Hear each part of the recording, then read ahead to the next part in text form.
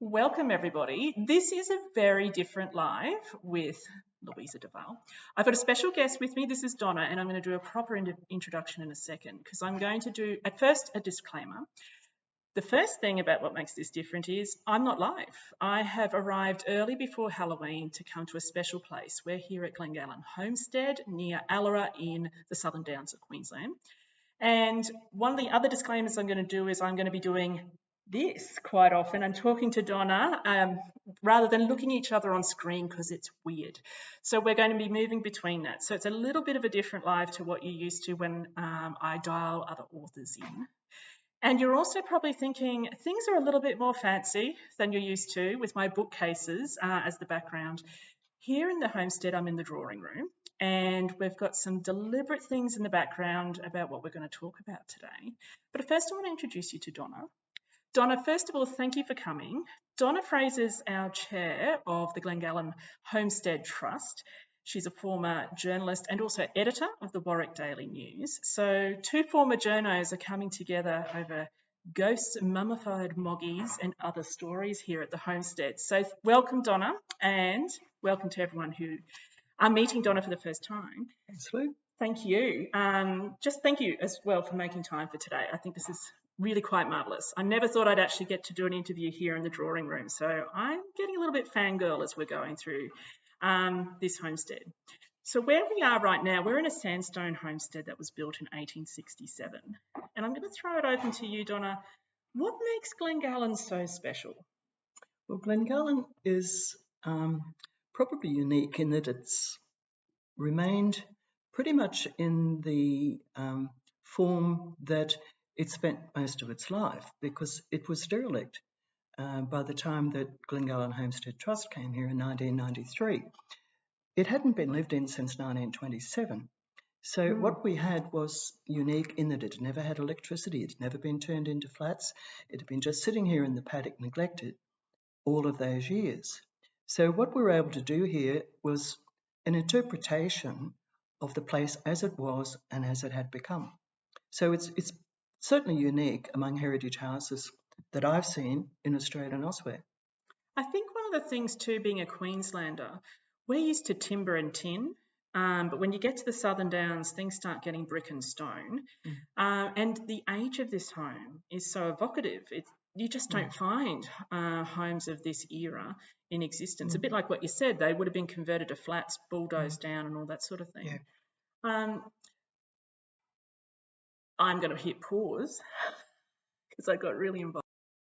But one of the things too about a home of the 1860s for it being built, that's just taken my fancy and why I wrote Love and Ghosts, that there was evidence of folklore magic. A lot of people, I think there's myth and rumour, it's evidence of witchcraft, but it's actually, we could even call it anti-witchcraft. And I want to throw it open to you about a certain moggy here in Glengallan. Well, during the restoration of this part of the building, we're talking about during 2021, which was the centenary of Federation of Australia, we had a building team here, obviously, to make safe the timbers that were to be kept, as well as restoring those that had disappeared.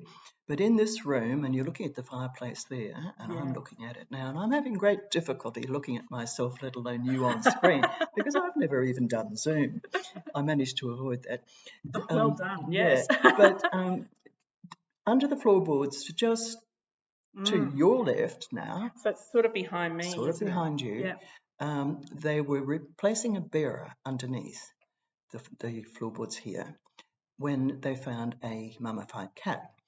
Now, one of our board, who was a former chairman, a man called Bill White, who has since passed away, used to come out here and keep an eye on the builders and just see what was going on, because he was himself a French polisher during his working days.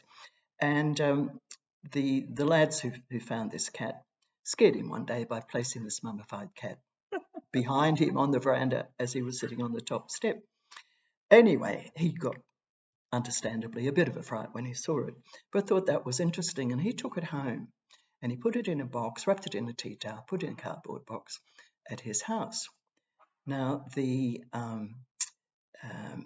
resident puppy dog at his home took a bit of a shine to it. And so I said to Bill, bring it up to me. I don't have any cats or dogs. And up it came and was placed on my grand piano. I decided I'd contact the Queensland Museum to see, what this might be all about, because it had come from, the position under the house was in a sealed chamber of the sandstone foundations that is restricted in this case to probably about, 6 or 8 feet across from the fireplace and off to both sides. So the people at the Queensland Museum said, "Oh, don't touch it. Wear gloves. It could have, who knows, spores or anything that could be dangerous. It's been dead and mummified for so long." So I wrapped another tea towel about it and left it there. Your special protective tea towel. Can't even say it, protective tea towels. So eventually, when we got close to the completion of this part of the restoration, it occurred to me we should put it back. By this time, Bill had given this moggy mummy, or mummified moggy, whichever way you want to go, he'd given it the nickname Myrtle. Now, I can't tell you where that came from, and that has gone with Bill to his grave, because I'll not divulge the origin of the name. But Myrtle seemed to me should be put back where she came from. So I talked to the builder about maybe making a little box with a glass or perspex top, setting it into the floor. And he took it on. This was the contractor principal, took it on as a personal project and created a little glass box, and he got soil from under the house and placed it in the box before placing it back in the floor. And so there she lay. About a week after we opened, and this would have been early in 2012, I don't know. 2002, losing a few years here. We were surprised to get a letter from a visitor who'd come from the UK and had seen this, and she sent back a letter with a photograph of a mummified cat similarly interred in a building in Sudbury in Suffolk in East Anglia in the UK. And together with the photograph was the story of a legend that was observed by builders in that part of the world, and obviously here as well, that a superstition, clearly, among builders, that seems to have found its way to Glengallan in 1867, whereby a cat was possibly interred live under the floorboards there. The superstition being that such practice would preserve the building from witches, warlocks, fire, and to that end, she seems to have done a job. But interestingly, the photograph was of this cat found in 1972 when restoration was being done of this hotel in Sudbury, and she was very similarly interred in a glass box under the floor just near the fireplace. Now, that in itself was a bit uncanny, because I'd not been aware of either of those circumstances. And so here we find that perhaps the superstition is perpetuated here. Yeah. Myrtle, the mummified moggy, has certainly become one of the great attractions of Glengallan. Kids love it or hate it. Little boys particularly love it. And you'll be at the counter over there, and a family will come in, and one of the kids will say, "Where's the cat? Where's the dead cat?" So there she is, still protecting Glengallan to this day. It's quite evocative, isn't it? The whole practice of, a cat protecting the house from evil spirits and witches. I love the warlocks. But also fire. I mean, there was a lot of folklore and superstition, wasn't there? Like the greatest threat would be fire. Yeah. Have you found any other items to do with folklore practice? Maybe like shoes or coins? Not that I'm aware of. Yeah. We are aware of buildings in Warwick, which is quite close here, where children's shoes have been found up over lintels, over doorways or near fireplaces. But I'm not aware of anything else. We've not discovered anything else here other than the cat. Yeah. And I think it's a good point to say here too. We've hinted at it It hasn't been lived in since the 1920s, and 70 years later, thereabouts, in the early, mid-90s, work started. So there were vandals who came in. I was hearing there's Jono, who was talking to us in the gift shop cafe area, who works here as well. Yeah. You know, it was used as a hay barn, as at one stage storage, all sorts of things during that derelict time. So there's a chance too, isn't there, that there's things that might have been lost. Certainly there were things to the house that got lost in that period. Yes. Yeah. There was a lot went from the house. There was a lot saved from the house. Yes. The items were sold at auction, and some of those items have come back to us. What has been lost to the house is a continuing mystery, and we, in our interpretation, we do ask people if they've seen this, for instance, the toilet, from the bowl from the upstairs toilet. Yeah. We've got fragments of it, which suggest it was broken. But there's always somebody who knows something about something from Glengallan, and we welcome all of that information. Yes. I think that's actually one of the lovely things about this homestead is that network of stories about the homestead. And I think there's a lot of local pride too about a connection here. Yeah. We were hinting at things that have come back to the homestead. I'm going to throw open to you about the tradition of ghost stories. And you and I know what we're going to talk about. Yeah. We've got some artefacts, but they are going to be the part that tell a story about Johnny. But also of a little girl, and we don't know the little girl's name. She was a visitor. I want to throw it open to you about, first of all, are there ghost story traditions or myth, rumour tied to Glengallan?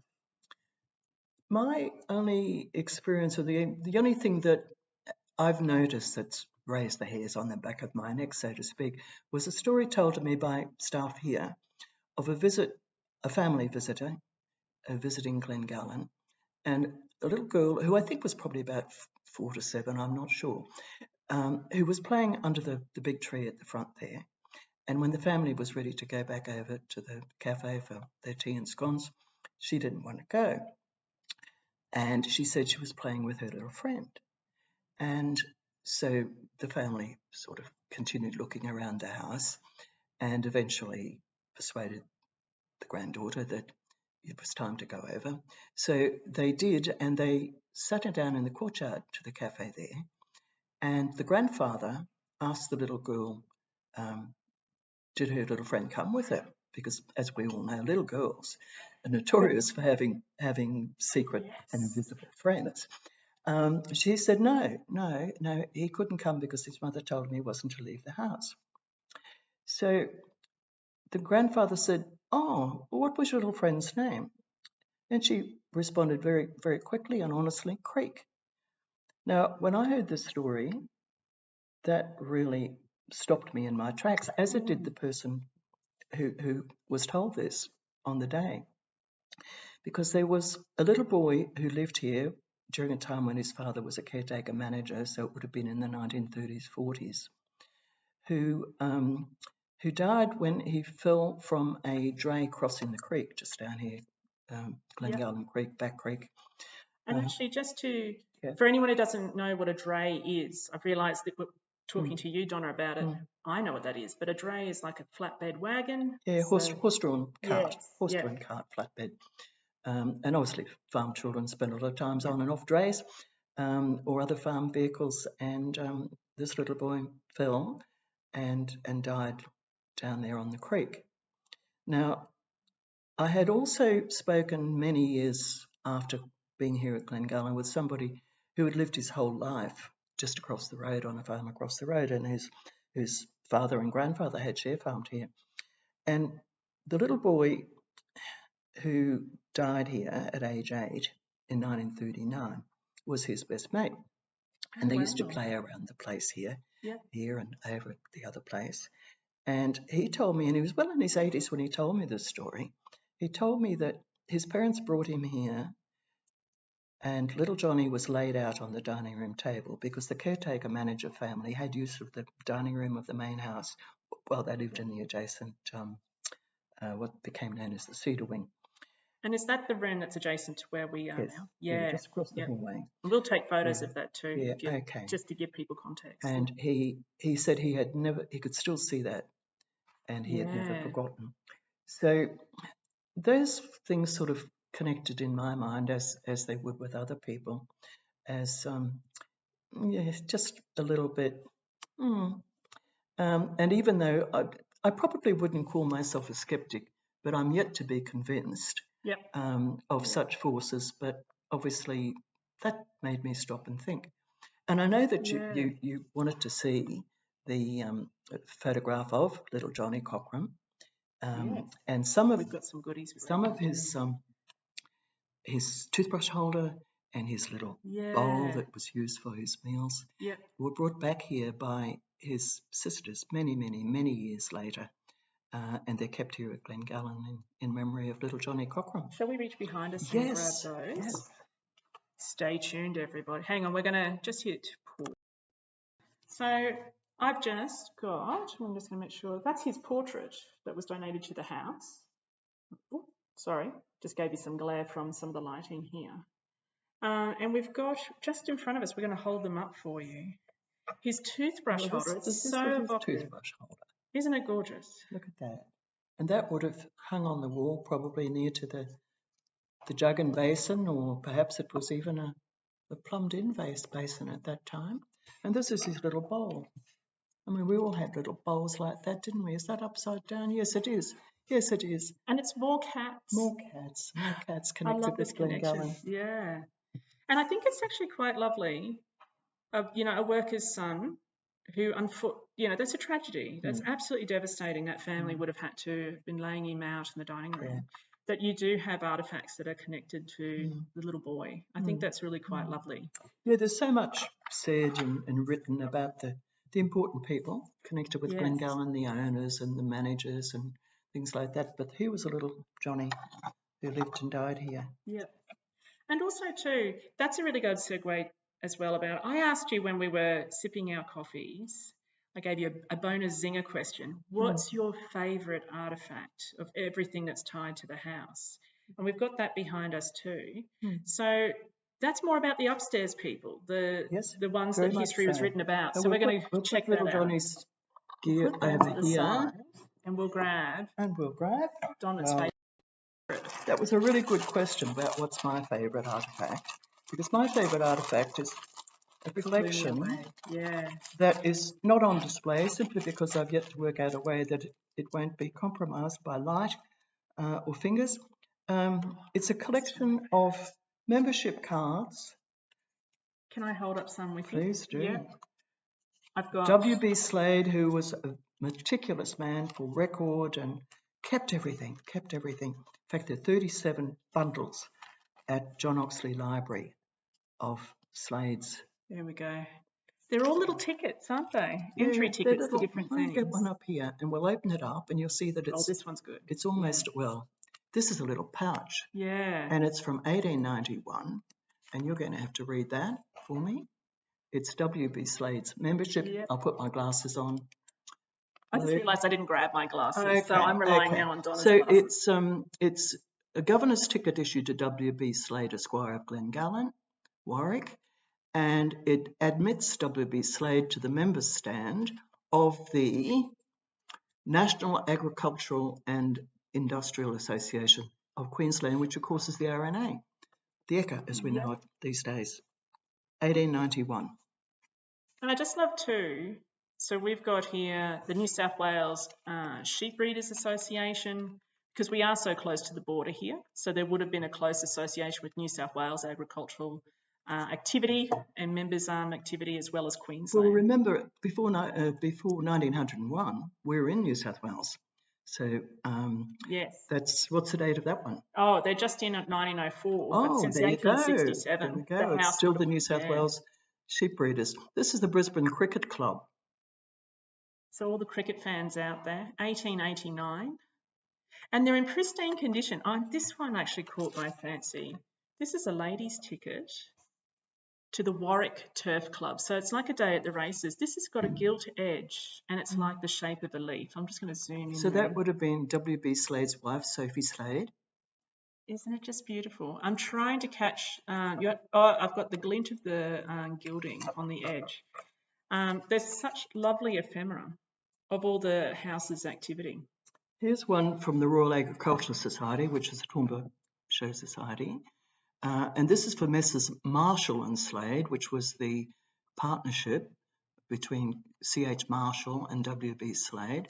The date is 1897, so it's pre-separation of Queensland from New South Wales, and that's to the RAS, the Toowoomba Show, and it's a pass. That's another little leather-bound ticket. It's just wonderful, this little collection. Now, Donna, too, as we're putting things away, driving here, I discovered a road I didn't know as I was approaching Clinton Vale, the Ghost Gate Road. Now, that's quite a, that conjures up lots of images. That's another story. Yeah. But there's a lot of stories about the Ghost Gate. The Ghost Gate. Take it away. What's this about? Well, when these runs were early established from Canning Downs leases, the what is now, or became Glengallan, which was some 60,000 acres,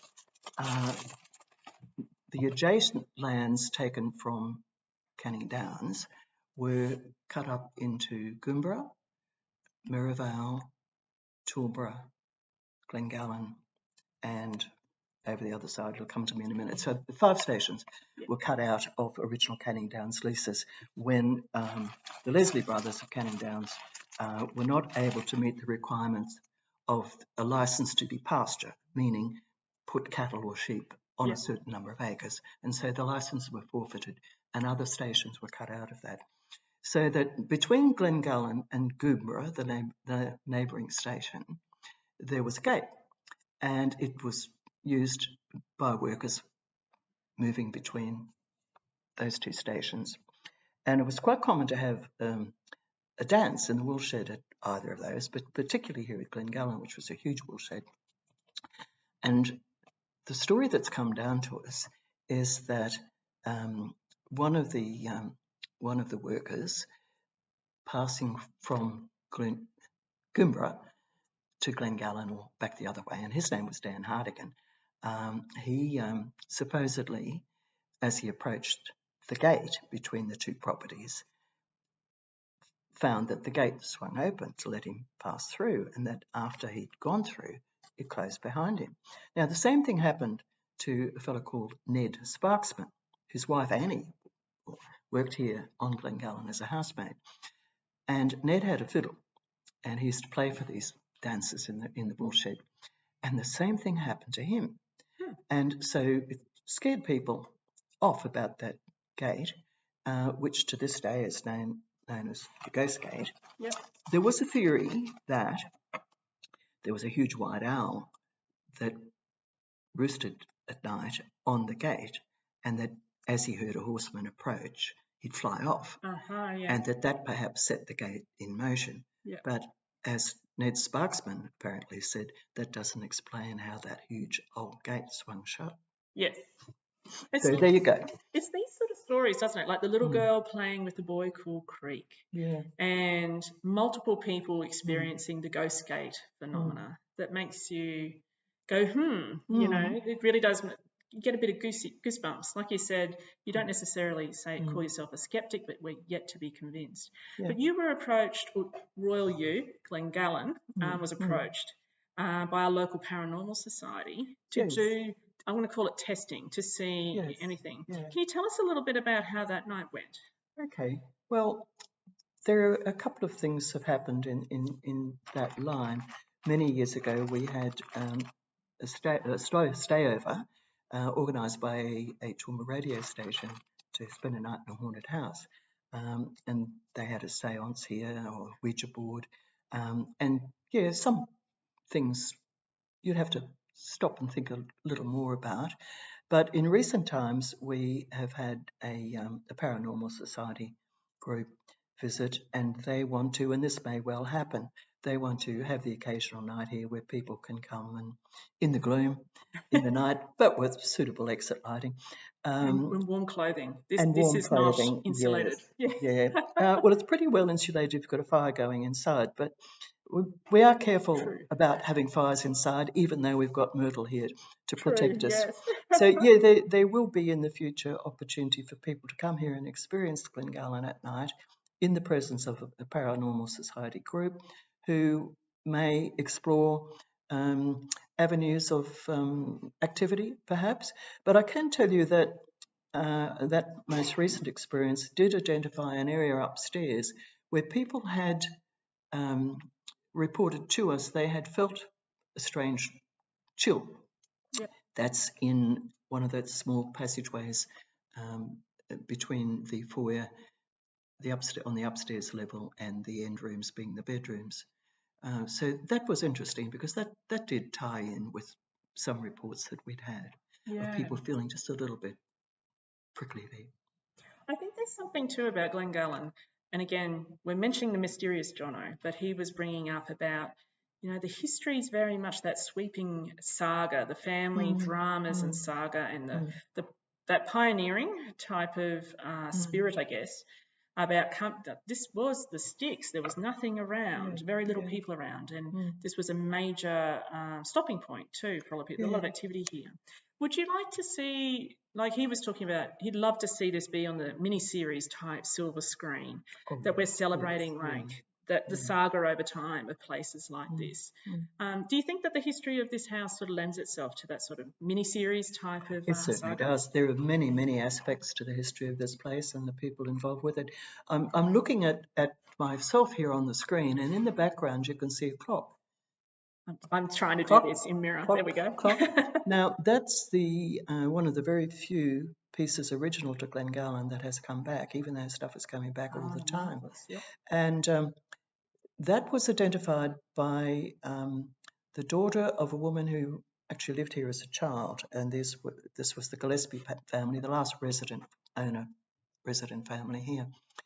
And this lady was here, and all the members of that family, while they live in southern states, they have close connection to here, and they celebrate their major milestones here with us. And in this room, we have half of the room. I'm just going to move to the side because you can see that little bit. You can see over here, and I'm pointing here. That's unrestored. Yep. This side of the room is restored to a photograph that is one of only two of the interior of this house furnished. Yes. And this lady was here on a visit and looked at that photograph and said, "That's Mum's clock." Now, the serendipity of that. She sent a photo back to us, and she'd been here before, but obviously had not looked at that 1893, I think, 1892 or 3 photograph during the Slade era. Yep. Now, in those days, and we're talking about a situation here where the Gillespie family had purchased this property in 1904 when Glengallan was being cut up even further for farmer settlement east, particularly of here and all around here. When you have a look at that clock, and I've done a bit of research, as has the Gillespie family, it's a French clock. It's by a company that exhibited at the Royal Exhibition, the Great Exhibition in London in the 1850s. During the honeymoon of John and Eliza Duker, they visited that exhibition. And as in those days, and particularly as the Dukers left here bankrupt, and so all of the chattels and furniture went to the partner from whom Duker was contracted to buy out. So everything that was in the house would have remained here, except that we know that Mrs. Duker did get some of her family's silver back, and that's another story that's recently been added too. Yes. So it's quite possible. In those days when people left a building, there weren't any pantechnicons around to load up and take their goods and chattels elsewhere, and particularly as John Duker left here in disgrace owing money, quite possible that that clock stayed there. Quite possible also that in the dissolution of what had become in latter years the Marshall-Slade partnership rather than the Marshall-Duker partnership, it's quite possible that that clock that's in the photograph of the 1890s Slade drawing room stayed once again when the place was sold in 1904. So it's very possible, can't be proved, that clock was put in the house by the Dukers. It was returned to to the house by the Gillespie family, members of the Gillespie family, at the time that we celebrated the 150th anniversary of the house. So how good is that? So it's here to this day. It's bolted down. It's not going to go anywhere.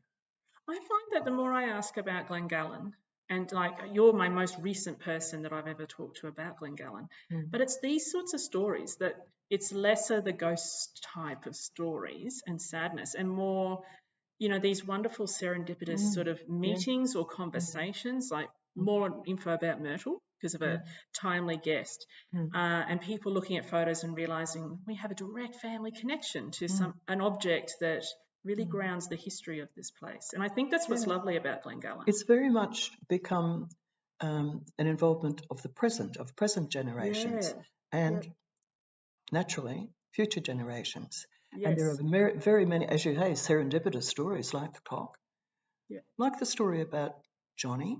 Yes, I would actually count, I know that's very sad, but I would count the story as being serendipitous.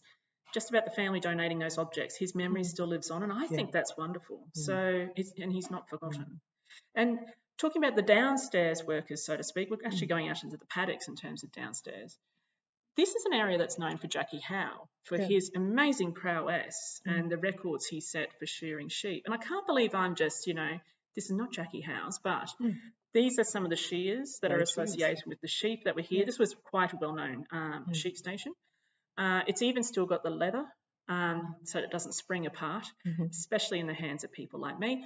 But I think this is just amazing, some of the artefacts you've got that go back to that. Yeah, the connection with Jackie Howe, not only that Jackie Howe was born at Canning Downs and lived most of his life in Warwick District, we've actually got his the rations book of, I think it's 1895, in which John Howe is picking up his rations for the week because the shearers would have been resident on the station during the shearing. This was really interesting because it's got that little leather keeper that you mentioned. Oh yeah, I was thinking you're braver than I. I'm sure they're not as sharp as they would have been in the day.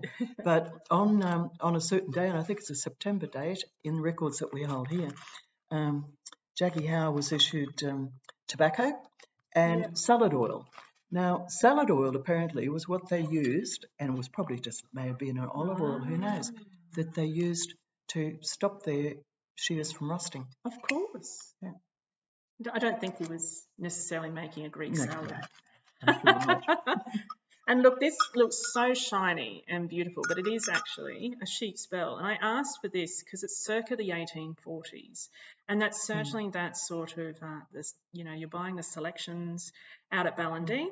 Ballandine Station was first made official in 1840 as a slab hut. So they certainly weren't as shiny as this out in the paddock. But I love how you've got even these artefacts too. Well, we've got some very dedicated volunteers here who clean brass and silver as needs. And that one was actually used on Glenelg. Yes. Now, Glenelg was one of the properties that W.B. Slade purchased when he left Glengallan in 1904. I was going to give it a bit of a ring because it's got that lovely... You can just imagine not like a cowbell. No, not at all. And I think certainly not like a condamine bell. Yeah. Not that we have any connection with the condamine bell here at Glengallan, but certainly we've got sheep and cowbells here.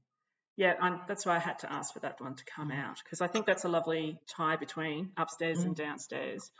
Donna, one of the last things I'm going to actually ask you is sell it to us. If anyone watching wants to come out to Glengallan, what are the dates? What are the things that they can do? Okay, well, look, we're open 5 days a week.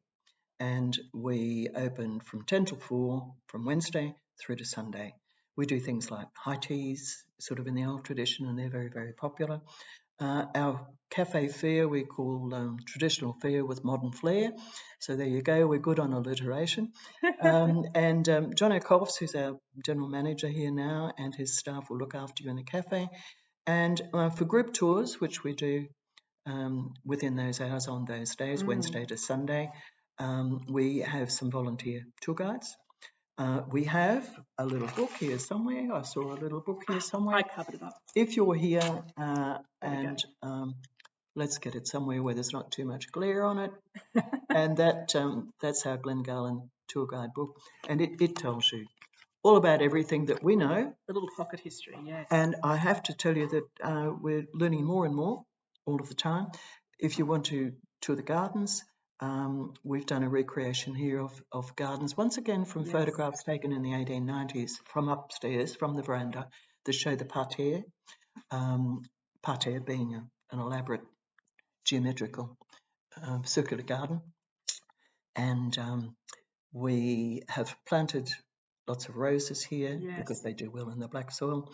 And we've done hedging, and this is, mind you, these days with all of this rain, we're flat out keeping the lawns trimmed. So apologies if that's the case on the day that you happen to visit, but you'll find many aspects here at the moment. The flip side of that is, I think you'd agree, after years and years of drought, doesn't it look magnificent? I mean, I think we're just like a little less rain, thank you very much, weather and Mother Nature. However, it is so wonderful to see rolling hills and paddocks of green out of all of these windows as we look up. I just have to mention one thing about the garden. In 1993, when the Trust acquired 5 acres here out of Glengallan Station, there was a rose still scrambling up the pillar here, just immediately outside where we're sitting. Yeah. And that rootstock was taken and propagated, and we still have today, back here at Glengallan, what we call the Glengallan rose, but there's actually the mark, which is a clambering white, free-flowering rose. Oh, marvellous. Not for cutting, but lovely, lovely scent as you walk around Glengallan. We've got a few planted around here for people to enjoy the Glengallan rose. And that's the white one, isn't it? The white one. And if it's the plant I was thinking of that was behind you when we were sitting in the cafe. Yes. Spectacular. So everything's in full swing, spring mode is what I'm trying to say, with all the warm weather and all the rain. So it's looking quite spectacular right now. We're also, me, I'm going to give away some fridge magnets, a postcard and the pocket history. And I'm going to do a question. So if you're still with us, you are in the running. And the question is, you have to get it right. What year was Glengallan built? We mentioned that extensively at the beginning of this live. So please comment in the comments with your answer, 18 something something. And you can go in the draw for that. And I will also throw in one of my paperbacks signed, and that's postage in Australia, and I'll do New Zealand as well. So if you are in the US and you just want to answer because it's cool, that's fine, but I can't post it to you. You'll be waiting about 3 months to ever get it. But thank you for everyone who's joined us today. I think this is a fantastic chat. I've really wanted to say thank you for making time to come and talk to me. And the last thing I'm going to do, because we're all unplugged as we do this, we're fully charged, I'm just going to do a 360 pirouette of the room, just to give you that quick glimpse of where we're seated beyond a fireplace. And you're going to really see, like as I move aside there, this unrestored as well as the restored half of the room. And it'll give you a sort of size of the magnitude and grandeur that this drawing room would have been back in the day. So thank you everyone for joining us. And now for my quick pirouette. I also have a helper here in the background and they're going to panic. So thank you, Donna. Thank you, Lou. And I'm now just going to stand and let the room be the hero. So out there is actually paddocks, and I know you're getting the glare. We do have a miniature grand piano. It's just gorgeous, of which I stole the piano stool. The doorway out, so we're talking about the wing that has the dining room. It's through there, and there's a grand staircase as well through there. We've got this gorgeous donated frock, and there's even a photo of someone wearing it. But I'm also going to walk you towards, I think the end should be the moggy. So here in the floor, and that's where Myrtle rests, looking after everything that's here. So thank you everyone for joining us this morning. I'm signing out.